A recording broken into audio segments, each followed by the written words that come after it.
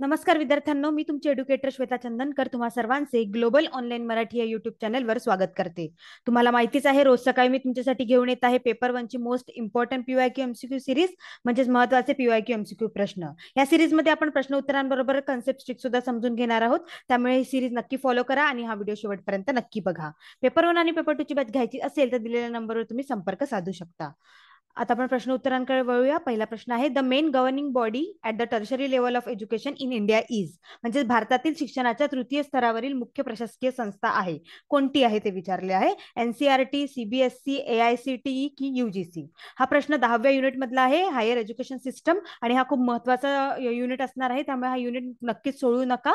आणि सांगा बघू याचं उत्तर काय असणार आहे. Main governing body at the tertiary level of education in India विचारला आहे, तर ते काय आहे, ते आहे यूजीसी. यूजीसी म्हणजे काय, युनिव्हर्सिटी ग्रँड कमिशन. आणि हे कधी आलं होतं, हे आलं होतं 1956 मध्ये. तर यूजीसी काय आहे, तर भारतातील विद्यापीठीय शिक्षणावर नियंत्रण ठेवणारी, मान्यता प्रदान करणारी आणि मान्यताप्राप्त विद्यापीठे जे आहेत ना, त्यांना महाविद्यालयांना निधीचं वितरण करणारी संस्था आहे. ही देशातील सर्वोच्च संस्था आहे आणि युजीसीची शिक्षण क्षेत्रातील भूमिका खूप महत्वाची आहे. त्यामुळे ही अपेक्स बॉडी आहे यूजीसी, आणि हे नियंत्रण ठेवणारी मान्यता प्राप्त एक संस्था आहे. ठीक आहे, UGC, university grand commission.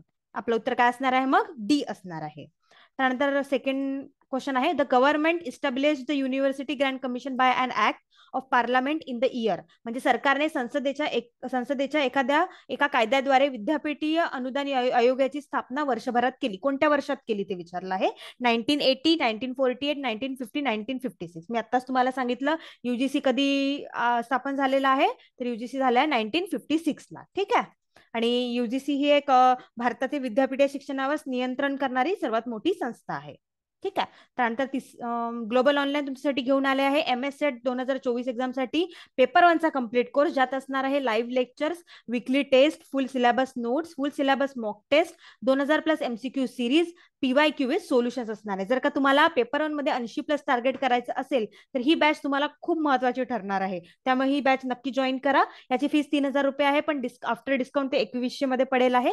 Paper 1 आणि पेपर 2 ची बॅच घ्यायची असेल तर दिलेल्या नंबरवर तुम्ही संपर्क साधू शकता किंवा global online app play store वरून डाउनलोड करू शकता.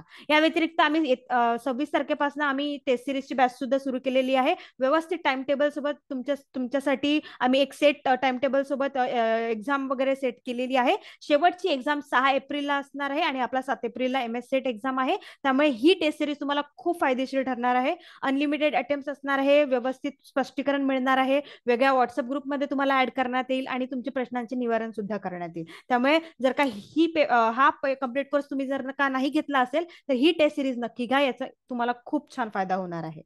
ठीक आहे. त्यानंतर तिसरा प्रश्न आहे, टर्शरी एज्युकेशन इन्क्लूड्स, म्हणजे तृतीय शिक्षणाचा समावेश होतो. यात कोणकोणत्या याचा तृतीय एज्युकेशन मध्ये कशाचा समावेश होतो, प्रायमरी आणि secondary education, higher education, vocational education and training की बोथ बी अँड सी. सांगा बघू काय असणार आहे.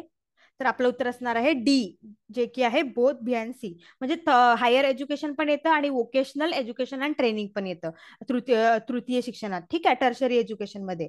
तर टर्शरी एज्युकेशन मध्ये हे थर्ड स्टेज आहे किंवा पोस्ट सेकंडरी एज्युकेशन पण म्हटलं जाते यामध्ये. आणि सेकंडरी एज्युकेशन म्हणजे काय, तर 9 ते 12 जे म्हणतो ना आपण, ग्रेड 9 ते 12 ते असते सेकंडरी मध्ये हायस्कूलचं, आणि टर्शरी मध्ये अबाउट 12th. ठीक आहे, त्यामुळे आपलं उत्तर काय असणार आहे, हायर एज्युकेशन असणार आहे आणि वोकेशनल एज्युकेशन आणि ट्रेनिंग असणार आहे. तर आपले हे दोन्ही असल्यामुळे आपलं उत्तर काय आहे, डी असणार आहे. ठीक आहे, त्यामुळे आपलं उत्तर काय, डी आहे. Who among the following was the chairman of university education commission, म्हणजे 1948 मधल्या युनिव्हर्सिटी एज्युकेशन कमिशनचे खालीलपैकी चेअरमॅन कोण होते ते विचारलेलं आहे. Doctor DS Kothari, Maulana Abdul Kalam Azad, doctor Zakir Hussain, doctor S Radhakrishnan. सांगा बघू कोण असणार आहे. तर युनिव्हर्सिटी एज्युकेशन कमिशनचं जे आहे ना, ते त्याचे चेअरमॅन होते डॉक्टर RS राधाकृष्ण, जे की, आणि ही कमिशन 48 टू 49 पर्यंत चालली, आणि हे स्वातंत्र्यानंतरची फर्स्ट आफ्टर स्वातंत्र्य होती, फर्स्ट कमिशन होती ही. ठीक आहे, याला युनिव्हर्सिटी एज्युकेशन कमिशनच्या नावाने ओळखल्या जाते. आणि ओळखल्या जाते. आणि हे काय आहे, सेंट्रल गव्हर्नमेंट आणि युनिव्हर्सिटी मधली एक लिंक बनलेली आहे. युनिव्हर्सिटी एज्युकेशन कमिशन हे काय आहे, सेंट्रल गव्हर्नमेंट आणि युनिव्हर्सिटी मधली लिंक आहे. आणि याचे चेअरमॅन कोण होते, डॉक्टर एस राधाकृष्णन होते. हे तुम्ही लक्षात ठेवा. आणि युनिव्हर्सिटी एज्युकेशन कमिशनचा काळ होता 48 to 49. ठीक आहे. आणि राधाकृष्णन कमिशन म्हणून पण याला ओळखले जाते. आणि याचं दुसरं नाव युनिव्हर्सिटी एज्युकेशन कमिशन पण ओळखलं जाते. ठीक आहे. राधाकृष्णन कमिशन म्हणून काऊन ओळखलं जातं, कारण यांचे चेअरमॅन जे होते ते राधाकृष्णन होते. ठीक आहे. Doctor S Radhakrishnan. त्यामुळे आपलं उत्तर काय असणार आहे, डी असणार आहे. The idea of 4 pillars of education was suggested by, म्हणजे शिक्षणाच्या 4 स्तंभाची कल्पना कोणाला सुचली, युनिसेफ, युजीसी, एनसीटी की युनेस्को? सांगा बघू, कोणाला सुचली? तर ही सुचली आहे युनेस्कोला. कोणाला सुचली आहे, युनेस्कोला. तर कोणाला सुचली आहे, युनेस्कोला सुचली आहे. आणि युनेस्कोचा फुल फॉर्म काय आहे, United Nations educational Scientific Cultural Organization. ठीक आहे. त्यामुळे युनेस्को ही 1996 मध्ये बनली होती. आणि याचे 4 स्तंभ कोणी केले आहे, युनेस्कोने. ते कोणते 4 स्तंभ आहे ते बघून घेऊया आपण. तर पहिला आहे लर्निंग टू नो. कोणता आहे पहिला, लर्निंग टू नो, म्हणजे जाणून घेणे, शिकणे हा आधारस्तंभ आहे. आणि ज्ञान समजून घेण्यास सूचित करतो, लर्निंग टू नो. ठीक आहे. आणि लर्निंग टू डू म्हणजे करायला शिकवणे, म्हणजे हा स्तंभ कौशल्य आणि क्षमता विकसित करायला शिकवतो. लर्निंग टू लिव्ह म्हणजे हा स्तंभ समाजात, लर्निंग टू लिव्ह म्हणजे हा समाजात नाही का सामाजिक एकोपा वाढवतो, एकत्र राहण्यास शिकवतो. ठीक आहे. आणि लर्निंग टू बी म्हणजे व्हायला शिकवतो. हा स्तंभ व्यक्तींना स्वतःची मूल्य असो, श्रद्धा, ओळख यावर विचार करण्यास प्रोत्साहित करतो. ठीक आहे. त्यामुळे हे 4 स्तंभ आहे युनेस्कोने सुचवलेले, learning to know, learning to do, learning to live आणि लर्निंग टू बी, म्हणजे जाणून घेणे, करायला शिकवणे, लर्निंग टू लाईव्ह टुगेदर आणि व्हायला शिकवणे, एखादी लर्निंग टू बी. ठीक आहे. त्यामुळे आपलं उत्तर काय असणार आहे, युनेस्को असणार आहे. युनेस्कोचा full form United Nations educational scientific culture organisation. ठीक आहे. त्यानंतर 6वा प्रश्न आहे, the name of plan to increase enrolment in the higher education institution is, म्हणजे उच्च शिक्षण संस्थांमध्ये नाव नोंदणी वाढवण्याच्या योजनेचे नाव काय आहे? राष्ट्रीय उच्चतर शिक्षा अभियान, म्हणजे की सर्व शिक्षण अभियान, की बोथ ए अँड बी, की none of the above? None of the above नसणार आहे. तर काय असणार आहे आपलं उत्तर, the name of the plan to increase enrolment in higher education institution, म्हणजे उच्च शिक्षण संस्थांमध्ये नाव नोंदणी वाढवण्यासाठी कोणतं महत्वाचं आहे, तर राष्ट्रीय उच्चतर शिक्षा अभियान, रुसा जे म्हणतो ना, ते महत्वाचं आहे. 2013 मध्ये आलं होतं. आणि भारतातील उच्च शिक्षणाच्या विकासासाठी ही एक योजना आहे, जे केंद्र पुरस्कृत योजनेचा उद्देश देशभरातील उच्च शिक्षण संस्थांना, धोरणांना निधी उपलब्ध करून देण्याचा आहे. ठीक आहे. याचं काय आहे, निधी उपलब्ध करून देते. आणि हे एक समग्र योजना आहे. त्यामुळे आपलं उत्तर काय असणार आहे, ए असणार आहे. काय, एनरोलमेंट इन हाऊ, म्हणजे हे जे राष्ट्रीय उच्चतर शिक्षा अभियान आहे ना, हे काय करते, प्लॅन करते, इन्क्रीज करते enrolment in the higher education. ठीक आहे. त्यामुळे आपलं उत्तर आहे A. Which of the following agency put forward the concept of proactive university, म्हणजे खालीलपैकी कोणत्या एजन्सीने सक्रिय विद्यापीठाची संकल्पना मांडली? युएनडीपीने मांडली, युनेस्कोने मांडली, एआयसीटीने मांडली, की युजीसीने मांडली? तर कोणी मांडली आहे सक्रिय, प्रोएक्टिव्ह युनिव्हर्सिटी म्हणजे सक्रिय विद्यापीठाची संकल्पना युनेस्कोने मांडली आहे. तर काय आहे, United Nations educational Scientific Cultural Organization, हे याचा हे फुल फॉर्म आहे, ज्याचा उद्देश हे आहे की शिक्षण असो, कला, विज्ञान, संस्कृतीत आंतरराष्ट्रीय सहकार्याद्वारे जागतिक शांतता आणि सुरक्षितता वाढवणे, हे त्याचं काय आहे, काम आहे. ठीक आहे. त्यामुळे आपलं उत्तर काय असणार आहे, which of the following agency put forward the concept of proactive university, तर ते आहे युनेस्को. ठीक आहे. त्यानंतर पुढचा प्रश्न आहे, destiny of India is being shaped in her classroom, this is state in, म्हणजे भारताचे भाग्य तिच्या वर्गात आकाराला येत आहे, हे कोणी नमूद केले, कुठे नमूद झालेले आहे? नॅशनल पॉलिसी ऑन एज्युकेशन 1986, की नॅशनल नॉलेज कमिशन 2005, की एज्युकेशन कमिशन 64 to 66, की युनिव्हर्सिटी एज्युकेशन कमिशन? सांगा बघू, कुठे झालेले आहे? तर हे झाले आहे एज्युकेशन कमिशन मध्ये. कुठे झालेलं आहे हे? एज्युकेशन कमिशन मध्ये. आणि याचं दुसरं नाव काय आहे? कोठारी कमिशन. काय आहे? कोठारी कमिशन, जे की आहे 1964 to 66. ठीक आहे. आणि याच्यामध्ये 17 मेंबर होते. आणि कोठारी जे आहेत ना, ते चेअरमॅन होते. ठीक आहे. आणि याला एज्युकेशन कमिशन पण म्हणतात आणि कोठारी कमिशन पण म्हणतात. यामध्ये यावाला कमिशन मध्ये new national policy of on education हे आली होती. हे तुम्ही नक्की लक्षात ठेवा. यामध्ये काय आलं होतं? New national policy on education आलं होतं. आणि यालाच फर्स्ट एज्युकेशन पॉलिसी पण म्हटल्या जाते. आणि याचं दुसरं नाव काय आहे, नॅशनल एज्युकेशन कमिशन आहे. आता याला नॅशनल एज्युकेशन कमिशन काऊन म्हणतात, कारण इथे फर्स्ट एज्युकेशन पॉलिसी काढण्यात आली होती. ठीक आहे, त्यामुळे याला नॅशनल एज्युकेशन कमिशन म्हणतात. आणि याचं दुसरं नाव काय आहे, कोठारी कमिशन आहे. ठीक आहे.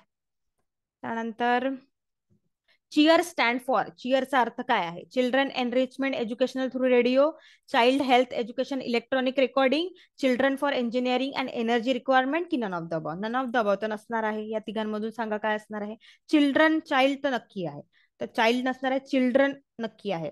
तर सांगा बघू काय असणार आहे. तर आपलं उत्तर आहे फर्स्ट ए, जे आहे children enrichment education through radio, म्हणजे रेडिओद्वारे मुलांचे संवर्धन करणे, शिक्षण करणे. आणि ते कोणत्या वयाचे असतील, 3 to 6 वर्ष. ठीक आहे, आणि या वयोगटातील असतील. आणि अंगणवाड्यांमध्ये शिकणाऱ्या सामाजिक दृष्ट्या वंचित वर्गातील ही प्री स्कूल मुलांसाठी होते, अंगणवाडी शिकणाऱ्या मुलांसाठी. ठीक आहे, त्यामुळे आपलं उत्तर काय असणार आहे, ए असणार आहे. चिअरचा फुल फॉर्म काय आहे मग, children enrichment education through radio. ठीक आहे, ए उत्तर.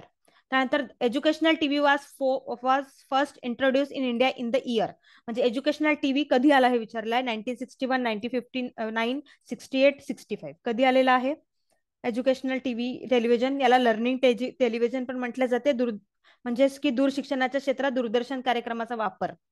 तर सांगा बघू काय आहे, 1959 मध्ये एज्युकेशनल टीव्ही लॉन्च झाला होता इंडियामध्ये. ठीक आहे, त्यामुळे आपलं उत्तर असणार आहे बी. त्यानंतर which of the following committee recommended setting up UGC and also known as university education commission. सांगा बघू, मी आत्ताच सांगितलं होतं तुम्हाला, राधाकृष्ण कमिशन आहे, मुरलीधर आहे, वर्धा आहे, कोठारी आहे. सांगा बघू काय असणार आहे. युनिव्हर्सिटी एज्युकेशन कमिशन ते आहे राधाकृष्ण कमिशन, जे की स्वातंत्र्यानंतरची फर्स्ट कमिशन होती. याचा पिरियड काय आहे, याचा पिरियड आहे 48 to 49. याला दुसरं नाव आहे युनिव्हर्सिटी एज्युकेशन कमिशन, आणि याचं दुसरं पण नाव आहे राधाकृष्णन कमिशन. ठीक आहे, त्यामुळे आपलं उत्तर काय असणार आहे, ए असणार आहे. त्यानंतर which of the following commission report is title education and national development report, म्हणजे खालीलपैकी कोणत्या आयोगाच्या अहवालाचे शीर्षक शिक्षण आणि राष्ट्रीय विकास अहवाल आहे. सांगा बघू, राधाकृष्णन कमिशन, कोठारी कमिशन, मुदली आयोग, की none of the above. None of the above तर नसणार आहे. काय असणार आहे मग आपलं उत्तर, आपलं उत्तर असणार आहे कोठारी कमिशन. कोठारी कमिशनच्या रिपोर्टमध्ये एज्युकेशन आणि नॅशनल डेव्हलपमेंट रिपोर्ट येतं. आणि कोठारी कमिशन ही 1964 मध्ये बनली होती, हे आपल्याला माहितीच आहे. आणि यामध्ये फर्स्ट एज्युकेशन पॉलिसी बनली होती, त्यामुळे याचं नाव पडलं आहे नॅशनल एज्युकेशन कमिशन, आणि याला कोठारी कमिशन पण म्हटलं जाते. ठीक आहे, त्यामुळे आपलं उत्तर काय असणार आहे, बी असणार आहे. त्यानंतर EHEI स्टँड फॉर विचारलेला आहे. Equity in higher education institution, equity in higher education index, equality in higher education index, equity in hidden education income. सांगा बघू काय फुल फॉर्म असणार आहे याचा फुल फॉर्म आहे equity in higher education index, म्हणजेच की निष्पक्षता आहे, निपक्षपातपणे आहे, किंवा न्याय आहे. तर सर्व विद्यार्थ्यांना सर्व शैक्षणिक आणि गैर शैक्षणिक संधीमध्ये पूर्णपणे सहभागी होण्याची समान संधी मिळते यामध्ये. आणि यामध्ये दोन मेन घटक आहे, एक न्याय आणि एक समावेश. ठीक आहे, त्यामुळे आपलं उत्तर काय असणार आहे, बी असणार आहे, equity in higher education index. ठीक आहे, त्यानंतर समोरचा प्रश्न आहे, API स्टँड फॉर. APIचा अर्थ काय आहे, academic parameter indicator, academic performance indicator, academic paid installment. सांगा बघू काय असणार आहे. तर अकॅडमिक परफॉर्मन्स इंडिकेटर आहे, ते शैक्षणिक कामगिरी सूचक आहे. म्हणजे ही यंत्रणा दोन सॉफ्टवेअर घटकांना नियम आणि प्रोटोकॉलच्या संदर्भात परिभाषित करून आणि लागू करता एकमेकांशी संवाद करण्यासाठी. ठीक आहे, तर एक्झाम्पल काय याचा तर हवामान विभागाच्या सॉफ्टवेअर सिस्टीम मध्ये नाही का, दररोज हवामान डेटा असतो, आणि आपल्या फोनमध्ये मग त्याच्यावरून आपण हे बघू शकतो हवामान, आणि तुमच्या फोनवर त्यामुळेच ते रोज येतं, प्रदर्शित होतं की आजचं हवामान काय आहे, आज पाऊस येत आहे, ऊन आहे, काय आहे. ठीक आहे, त्यामुळे आपलं उत्तर काय असणार आहे, अकॅडमिक परफॉर्मन्स इंडिकेटर, शैक्षणिक कामगिरी सूचक. त्यानंतर national literacy mission was established in, म्हणजे राष्ट्रीय साक्षरता अभियानाची स्थापना कधी झाली. 96 मध्ये, 88 मध्ये, 99 मध्ये, 2000 मध्ये, कधी झाली. तर ती झाली आहे 1988 मध्ये. याचा उद्देश काय होता, तर असाक्षरता निर्मूलन करण्याच्या उद्देशाने या अभियानाची स्थापना केली होती. ठीक आहे, त्यामुळे आपलं उत्तर काय असणार आहे, 1988. नॅशनल लिटरसी मिशन कधी झालं होतं, तर 1988 मध्ये इस्टॅब्लिश झालं होतं. ठीक आहे, तर अशा प्रकारे आपण आज 15 प्रश्न घेतलेले आहे. 15 पैकी तुम्हाला किती आले ते कमेंट सेक्शन मध्ये नक्की कळवा. आणि जर का तुम्हाला प्रश्न कठीण वाटत असतील तर तुमच्या डोळ्याखालून डोळ्याखालून जाऊ द्या, कानावर प्रश्न पळू द्यात, कारण असेच कठीण प्रश्न आपण जर का घेतले तर तुम्हाला त्याचा खूप फायदा होईल. आणि 10वा युनिट खरंच खूप महत्वाचा आहे, त्यामुळे 10वा युनिट सोडू नका. आणि 15 पैकी किती आले ते कमेंट सेक्शन मध्ये नक्की कळवा. पेपर 1 किंवा पेपर 2 ची बॅच घ्यायची असेल तर दिलेल्या नंबरवर संपर्क साधू शकता किंवा ग्लोबल ऑनलाईन ऍप प्ले स्टोअरवरून डाउनलोड करू शकता. व्हिडिओ शेवटपर्यंत पाहिल्याबद्दल धन्यवाद.